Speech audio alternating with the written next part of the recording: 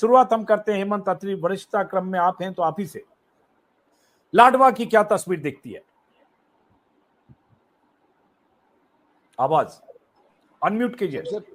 सबसे पहले अजीत जी साधुवाद आपको और आपकी टीम को, इतने शानदार ग्राफिक्स बिल्कुल कम समय में, और ये जो आइडिया अपने आप में है 5-5 सीटों का, ये बहुत बेहतरीन आइडिया है पूरे देश के आपके व्यूअर्स को और बाहर देश से बाहर वालों को भी हरियाणा समझने के लिए। जहां तक आपने बात की लाडवा की, बिल्कुल सही कहा आपने कि सैनी साहब वहां चुनाव लड़ने नहीं जाना चाहते थे, और ये कहीं इधर उधर की खबर नहीं है, ये खुद उनके मुंह से निकली हुई बात है। और सैनी साहब का अगर आप पॉलिटिकल कैरियर देखेंगे, 2014 में वो नारायणगढ़ से लड़े विधानसभा, एमएलए बने, मंत्री बने, और उसके बाद 2019 में उनको कुरुक्षेत्र लोकसभा का चुनाव लड़ाया गया। भाग्य के धनी हैं, 2019 में भी पुलवामा की लहर में वो जीत कर आए कुरुक्षेत्र से, और उसके बाद फिर भाग्य ने पलटी मारी, मुख्यमंत्री बन गए मनोहर लाल जी की विदाई के बाद।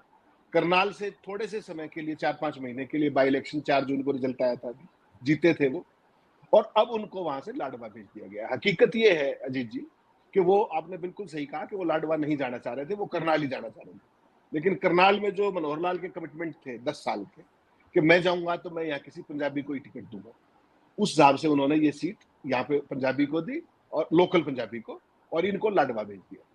अब अगर इस सीट की बात करेंगे आप, देखिए ये जो आपने 5 सीटें कही है ना, उन 5 में से सबसे फंसी हुई सीट ये है लाडवा की। It's not a cake walk at all for the sitting CM, for the very simple reason कि पिछली बार यहाँ पर, आपने ठीक कहा, यहाँ पर कांग्रेस का प्रत्याशी जीता था पवन सैनी, और वो आज भी दावेदार है। आज उनके जब मुख्य वो है वही पर उनका जो यहाँ पर पिछली बार बीजेपी का कैंडिडेट जीता था, कहीं नायब सिंह जी को नुकसान ना कर दे, उसको नारायणगढ़ भेज दिया गया है। अभी सीटिंग मेवा सिंह है ना, अभी सीटिंग मेवा सिंह है ना वहां, अभी मेवा सिंह सीटिंग। हाँ। मेवा सिंह कांग्रेस की टिकट पर लड़ रहे ना वो, तो पिछली बार पवन सैनी थे, उनको भेज दिया गया है वहां पर अपने नारायणगढ़, जो इनकी सीट थी नायब सिंह सैनी की, ताकि इनको नुकसान ना हो, भीतर घात ना हो। यहाँ पर कहा जा रहा है कि वो एडजस्टमेंट में ही किया गया कि पवन सैनी इनका काम न लगा दे, इसलिए उनको ऑब्लाइज करके वहां डिस्टेबलाइज कर दिया गया। लेकिन एक सीट मैंने इसलिए कहा कि भीतर घात से बचाने के लिए सीएम को, क्योंकि वो यहाँ पे दावेदार थे और सारी बातें, तो उनको नारायणगढ़ इनकी कंस्टिट्यूएंसी में भेज दिया गया कि क्विड प्रो को हो जाए, आप मेरी मदद करेंगे तो मैं आपकी करूंगा, नहीं तो वो। जो आपने बाकी 3 प्रत्याशियों के नाम लिए, उनका कोई बहुत ज्यादा रेलेवेंस इस कंस्टिट्यूएंसी में फिलहाल के लिए नहीं है, चाहे वो शर्मा जी हो, चाहे सपना हो, चाहे आम आदमी पार्टी कैंडिडेट हो। सीधे सीधे मुकाबला कांग्रेस पार्टी और इनके बीच में है। चुनाव बिल्कुल आसान नहीं है, बिल्कुल फंसा हुआ चुनाव है, क्योंकि जिस बात पर ये ओबीसी वोट्स के ऊपर वो कर रहे हैं, उनका पूरा जो ध्यान है, वही मेवा सिंह की स्ट्रेंथ है, प्लस कांग्रेस पार्टी का एक सो कॉल्ड जो जिसको हम देख पा रहे हैं वो अंडर करंट है। तो ऐसे में चूंकि भारतीय जनता पार्टी पिछली बार ये चुनाव हारी थी यहाँ पे विधानसभा, और मेवा सिंह जीते थे, तो इस बार अगर नायब सिंह सैनी साहब की जो सीट निकलती है तो ये बीजेपी के लिए बोनस होगा। लेकिन जिन 5 सीटों का आप जिक्र करने जा रहे हैं आज, उनमें से अगर सबसे कोई फंसी हुई सीट है तो वो यही सीट है, ये मेरा कहना है। पर है हेमंत अत्री जी, और आप तो सीधे रोहतक में हैं, तो अब आपके इलाके की भी बात है। देखिए जी, इस सीट का जो गढ़ी सांपला कलोई सीट है, इसका चुनावी आकलन मतलब बेसिकली फॉरगॉन कंक्लूजन है, या किसी तरीके का कोई कंपटीशन ना पिछली 2 बार था ना इस बार है, कोई भी फॉर्मिडेबल कैंडिडेट नहीं है, टू दैट एक्सटेंट कि पिछली बार जो सतीश नांदल चुनाव जीते थे, यहाँ से चुनाव लड़े थे, सॉरी इनके साथ, वो भी चुनाव की इस बार लड़ने से ही साफ इनकार कर दिया उन्होंने। इसके लिए मंजू हुड्डा को लाया, जो जिला परिषद की अध्यक्ष है अभी, और राजेश सरकारी जो थे हमारे यहाँ गैंगस्टर है, वो उनकी धर्मपत्नी है, अभी जिला परिषद के अध्यक्ष। तो इनको भारतीय जनता पार्टी लाई है हुड्डा बनाम हुड्डा करने के लिए। लेकिन भूपेंद्र सिंह हुड्डा के साथ यहाँ इनका किसी भी रूप में, और बाकी जितने प्रत्याशी हैं, कोई एक तरफा चुनाव है, कहीं कोई समस्या नहीं है। कांग्रेस जो इनेलो ने तो यहाँ पर एक पंडित जी को टिकट दी है बेचारे को, कृष्ण कौशिक को, तो बेसिकली कुछ नहीं यहाँ पर, ये फॉरगॉन है जहां तक कलोई का है कि यहाँ पर जो फर्क है वो केवल मार्जिन का डिफरेंस है कि वो हरियाणा में हाईएस्ट होगा, सेकंड हाईएस्ट होगा, या क्या होगा। पिछली बार भी हाईएस्ट था, और पिछली बार देख रहा हूँ 66% वोट मिले थे भूपेंद्र सिंह हुड्डा को, 97,000 से ज्यादा, और नंबर 2 पर सतीश नंदल को लगभग 40,000, मतलब बहुत कम मार्जिन था, 50,000 से ज्यादा का मार्जिन जी। तो इस बार मुझे लगता है कि ये मार्जिन और बढ़ जाएगा, क्योंकि हुड्डा साहब का ये आखिरी चुनाव है, और वो यहाँ पर परसों नॉमिनेशन भर के, और ये 2 लाइन कह के चले गए कि आप ये संभालो और मैं पूरा हरियाणा संभालता हूँ, ये मेरा आखिरी चुनाव है, और मार्जिन कितना रखना है ये भी लोगों पर ही छोड़ दिया। एक भावुकता की जो होती है ना एक सीनियर लीडर की, वो करके चले गए हैं इस सीट पर मुझे लगने लगता है किसी भी तरीके का कोई भी कंपटीशन किसी भी रूप में है, ऐसा मेरा मानना है। हो गया चलिए बोलिए। जुलाना में हमने पहले भी 2-3 बार चर्चा की जब से विनेश आई है यहाँ पर। वो जो बात लगातार एक बार फिर दर्शकों के लिए बता दूं कि 1967 से लेकर के आज तक कांग्रेस पार्टी यहाँ केवल 3 बार चुनाव जीती है। 1967 के अंदर जीती थी, 2005 में जीती थी और 2009 में जीती थी। लास्ट आईजी शेर सिंह साहब थे। उसके बाद यहाँ कांग्रेस ना पहले जीती ना बाद में जीती। इस बार इस सीट का बहुत ज्यादा सिग्निफिकेंस 2 कारणों से है। एक, विनेश फोगाट जो कि पूरे देश के स्तर पर, अंतरराष्ट्रीय स्तर पर छाई हुई थी, उनका एक पॉलिटिकल एक तरीके से उदय है। वो यहाँ पर उनको एक चुनौती दी गई है, उनकी ससुराल है बेसिकली, उनकी ससुराल इसी गांव में पड़ती है। दूसरा, यहाँ पर अमरजीत ढांडा, आप कुछ भी कहिए, अमरजीत ढांडा यहाँ का लोकप्रिय चेहरा थे। और सबसे बड़ी बात है कि उन्होंने सारे छोड़ के चले गए, दुष्यंत तरुण की मां को छोड़ के। ये आज भी जेजेपी में है, ये विरले है 10 में से। अब यहाँ सवाल ये है अजीत जी कि इनके लिए जो ढांडा साहब हैं, इनके लिए इनकी पार्टी एक बहुत बड़ी लाइबिलिटी बन गई है। जो पूरे हरियाणा में आपने देखा होगा, आप आए थे, कि जेजेपी के प्रति व्यक्तिगत, दुष्यंत के प्रति व्यक्तिगत, कि मनोहर लाल को 5 साल क्यों आपने चलवाया, वो एक जो लोगों की चिढ़ है, उसके कारण ढांडा को दिक्कत है। यहाँ की अगर आप कास्ट कॉन्फ़िगरेशन की बात करेंगे, यहाँ सबसे थोड़े अगर जाटों में वोट है, जिसका आपने जिक्र किया 50% जाट वोट है, उनमें सबसे थोड़े अगर है तो वो राठियों के वोट है, सबसे थोड़े। और फोगाट तो यहाँ पर है ही नहीं, जो कि विनेश का गांव है। तो यहाँ पर जो जाट है बेसिकली वो लाठर है और ढुल है, वो बड़े तौर पर। लेकिन विनेश फोगाट यहाँ पर कास्ट और उस सारी चीजों से ऊपर उठ करके एक खास तरह का सेलिब्रिटी क्वेश्चन है उनका, जो आपने खुद जाके देखा, हमने देखा, ग्रास रूट से लगातार फीडबैक है। और कांग्रेस के यहाँ पर गढ़ ना होते हुए 88 कैंडिडेट थे जिन्होंने 20-20 हजार रुपए फीस भरी थी टिकट के लिए। ये भी मैं बता दूं दर्शकों के लिए। अब यहाँ पर बीजेपी ने वही अपना ट्रेडिशनल खेल किया है, जिसको देखना बड़ा इंटरेस्टिंग है। विनेश फोगाट सेलिब्रिटी है, खिलाड़ी की कोई जात नहीं होती। उसके बावजूद बीजेपी ने यहाँ अपना चिर परिचित वर्सेस वाला खेल किया और यहाँ पर कैप्टन योगेश बैरागी को लेके आई, ताकि ओबीसी वोट, क्योंकि ओबीसी वोट हर कंस्टिट्यूंसी में होते ही है, जाट वर्सेस नॉन जाट बनाने की एक कोशिश की खास तरीके से, खास अंदाज में। उधर से अमरजीत ढांडा है जेजेपी के। इनेलो ने और भी कमाल किया, जो आपने कहा कि 4 दिन पहले सुरेंद्र लाठर को इंपोर्ट किया। लाठर को क्यों इंपोर्ट किया? क्योंकि लाठर यहाँ पर मुख्य गोत्र है जुलाना के अंदर। और रही सही कसर आम आदमी पार्टी ने कर दी। आम आदमी पार्टी भी जाट वोटों को चाहे कितना बांटे नहीं बांटे, उसके लिए कविता को ले आई, कविता दलाल को। वो भी एक कुश्ती जो एंटरटेनमेंट वाली कुश्ती है। तो इंटरेस्टिंग है कि 5 कैंडिडेट में 4 जाट हो गए, आबादी भी वहां 50% है, 4 जाट हो गए। और उसमें जो अजीत जी सबसे इंटरेस्टिंग बात है, बीजेपी ने कहा मौके पे चौका जो मारती है कि स्टार्च कोर जाट कंस्टिट्यूएंसी के अंदर 4 जाट कैंडिडेट आपने देख लिए, उसके बावजूद बीजेपी ने नॉन जाट का कार्ड खेल दिया। यहां पर यह है कि अगर ये सामान्य चुनाव होता, देखिए सामान्य चुनाव होता, विनेश के कारण असामान्य चुनाव हो रविंद्र गया। चौहान जी को चाय पीने की जरूरत है शायद, नहीं तो गर्म पानी यहां से भेजता हूं। नहीं सर, विनेश फोगाट का सेलिब्रिटी क्वेश्चन जो है जीत जी, वो कांग्रेस के लिए यहाँ पर संजीवनी का काम यहाँ पर भी करेगा, अदरवाइज भी करेगा। वरना बीजेपी ने अपना जाट बनाम नॉन जाट का जो मास्टर स्ट्रोक वो खेलती है, वो खेलने की कोशिश की कि 50% जाट वोट, तो इसका मतलब 50% नॉन जाट भी है ना। तो उसके लिए कैप्टन बैरागी को लिया, वो भी ओबीसी वर्ग से, जो अदरवाइज तो आपको क्या लगता है, आपको लगता क्या, अब आप बात की क्या लगता है आज की तारीख में? देखिए मुझे ये लगता है, जो अभी तक का जो फीडबैक है जी, अभी चुनाव का कैंपेन नैरेटिव बनना है, सारी बात है। मुझे लगता है आज की तारीख में विनेश फोगाट बहुत आसानी से चुनाव जीत जाएंगी, क्योंकि वो चुनाव नहीं लड़ रही। सारी खापें, सारा भाईचारा, सारी बहन बिरादरी, बेटियां, यूथ, हर आदमी का चुनाव बन गया है एक तरीके से वहां पर। तो यहाँ पर बनाम करने की जो कोशिश है वो कामयाब नहीं होगी। मुझे लगता है जुलाना हल्के ने इनको ऑप्ट कर लिया है, क्योंकि इन्होंने फोगाट का कंस्टिट्यूंसी छोड़ के, दादरी और बाढ़ड़ा छोड़ के, जो इनकी होम कंस्टिट्यूंसी, इन्होंने अपनी ससुराल में लड़ने का वो किया है।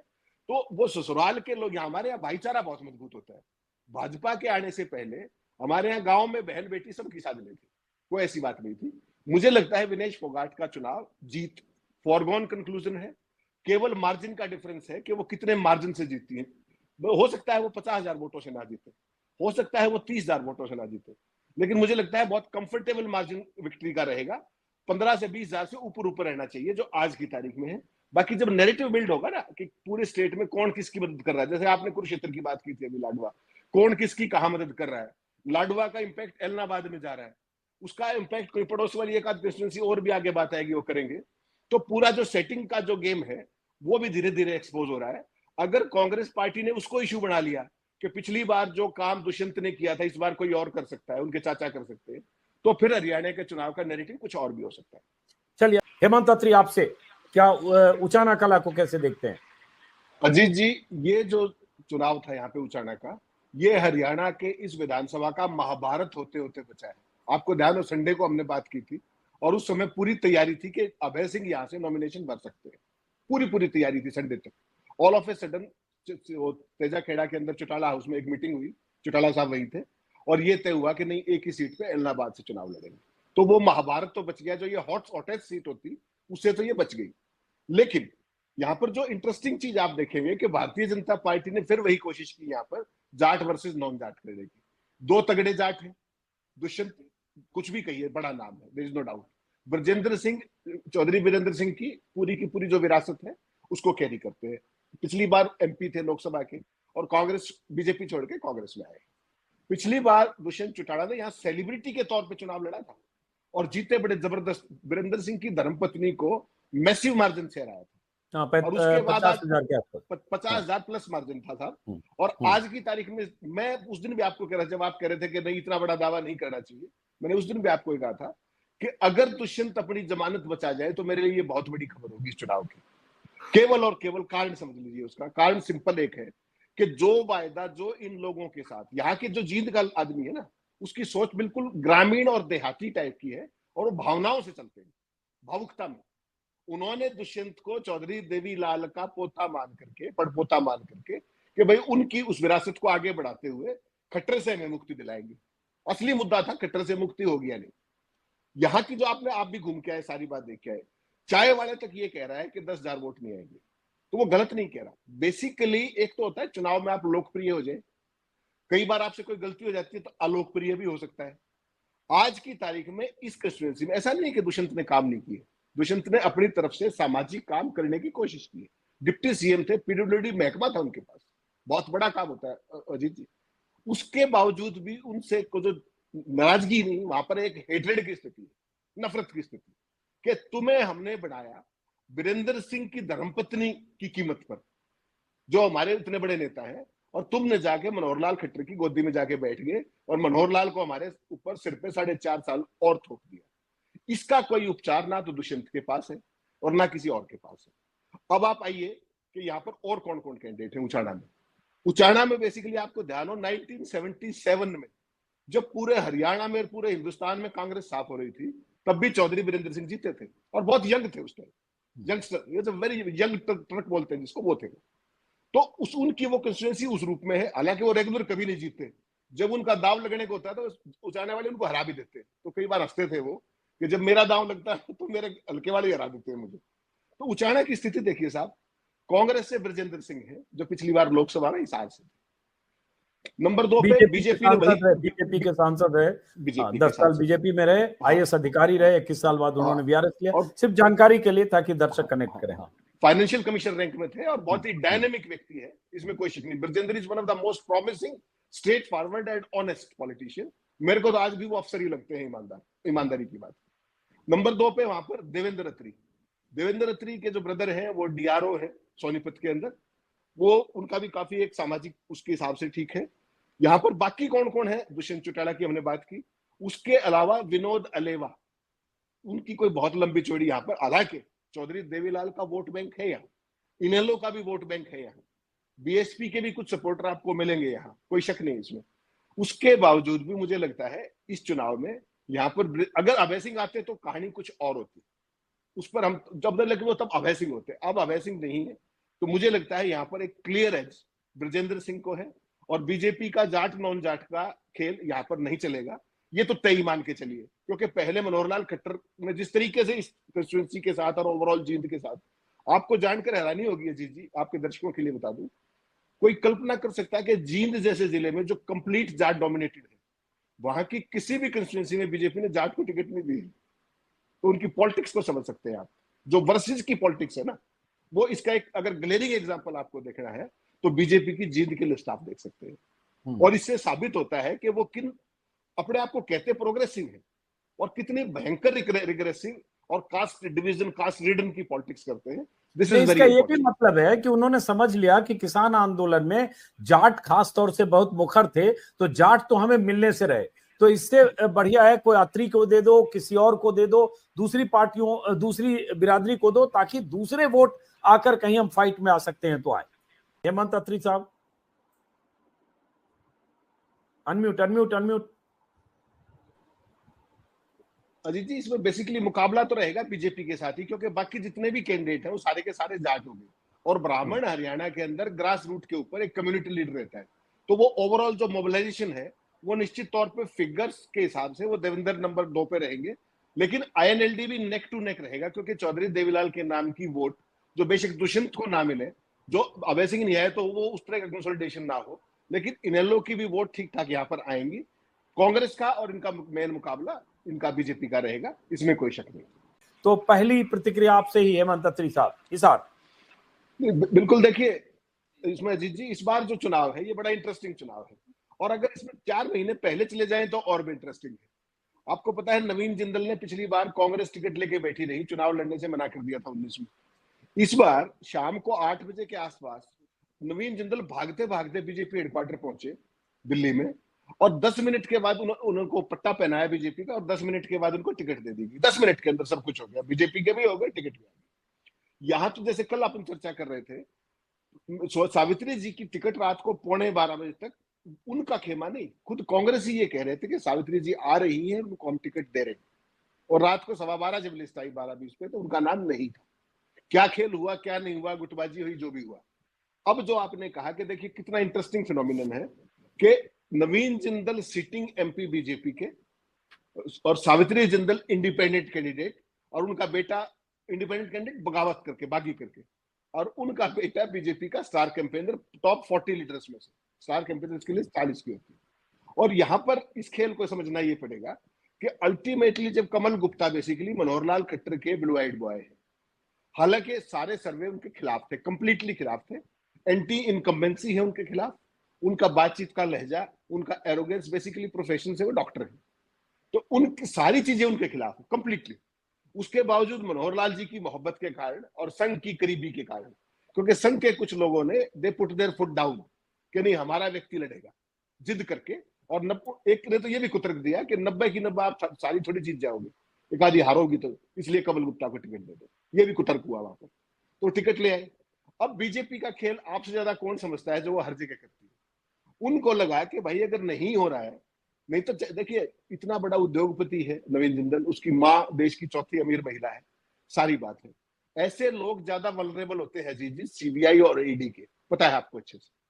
उसके बावजूद नवीन जिंदल तो थे ही, नवीन जिंदल के पास कोल स्कैम और दुनिया भर में उनके पीछे एजेंसी लगी थी, लोग कहते इसी से बच के, इसी से बचने के लिए वो बीजेपी के का फटका पहना उन्होंने। बीजेपी कांग्रेस की टिकट 19 में मना की, 2024 में किस तरीके से बीजेपी में आए वो मैंने आपको बताया। और उसके बावजूद भी एक टेलीफोन कॉल ही लगनी थी, आजकल एक ही फोन आता है बस, उसके बाद जय हिंद हो जाती है, लेकिन वो फोन नहीं किया गया। इसका मतलब बड़ा साफ है कि नवीन चूंकि बीजेपी में है, कल को उनकी माता जी जो जीत सकती है यहाँ पर, क्योंकि 20,000 वोट तो उनके अपनी फैक्ट्री में लेबर के, सारी बात है, और उनका एक अपना प्रभाव है, ऐसी बात नहीं। पिछली बार कमल गुप्ता ने जरूर हरा दिया था उनको, लेकिन नवीन जिंदल के फादर साहब जीते, वहां पर मंत्री बने, दुर्भाग्य से डेथ हो गई 1 महीने के अंदर। उसके बाद 2 बार ओपी जिंदल, उनका चॉपर क्रैश हो गया था, 2 बार उनकी माता जी बनी यहाँ पर। और अब जो स्थिति है वहां पर देखिए, सबसे इंटरेस्टिंग बात क्या हो रही है कि कमल मित्तल अगर हारने लगे, जिसकी प्रबलतम संभावना है, तो सूचना ये भी है कि बीजेपी का सारा कार्डर सावित्री की तरफ चला जाएगा, क्योंकि नवीन इज ऑलरेडी देयर। तो वो स्थिति बीजेपी है कि वो तो जीत नहीं रहा, तो कपड़े कम से कम। आप छोटा सा सवाल, तो आपको यहाँ मुकाबला क्या कमल गुप्ता और सावित्री जिंदल में दिख रहा है, या रामनिवास जो पिछली बार दूसरे स्थान पर थे, लगभग 35% वोट पाया था जब पिछली बार कमल गुप्ता से हारे थे, वो मुख्य कंटेंडर हैं? किसमें मुकाबला? हमने तो अभी नवीन सावित्री जिंदल को ऊपर वर्सेस लिखा है, आपके हिसाब से संक्षिप्त? इसमें बड़ा स्पष्ट है सुमराजीत जी, सीधा मुकाबला सावित्री जिंदल बनाम रामनिवास का है, और कमल गुप्ता तीसरे नंबर पे रहेंगे, चौथे पे रहेंगे, कोई नहीं कह सकता, क्योंकि जब सावित्री जिंदल जीतने लगेंगी तो बीजेपी और आरएसएस का कार्डर स्वाभाविक है उनकी तरफ आ जाएगा, he will be left alone. ऐसी सूरत में कांग्रेस का अपना ट्रेडिशनल वोट बैंक है, बनियों की कंस्टिट्यूएंसी बन गई एक तरीके से, तो मुझे लगता है कि डायरेक्ट फाइट है, और मुझे लगता है हल्की सी कोई एज है तो सावित्री जिंदल की है वहां पर। और ये रवि आहूजा, जेजेपी और श्यामलाल इन लोग, इनका कुछ नहीं, इनका कुछ नहीं है वहां पर। ये केवल एक सिंबॉलिक और सेरेमोनियल प्रेजेंस है उस, क्योंकि जब आमने सामने का मुकाबला है ना, तो उसमें बस इस तरह की वोटों हरियाणा का आदमी खराब नहीं करता। जो डेडिकेटेड काडर है या ऑफिस बीरर है, केवल वही उनके साथ जाता है। ऐसी हरियाणा की परंपरा से।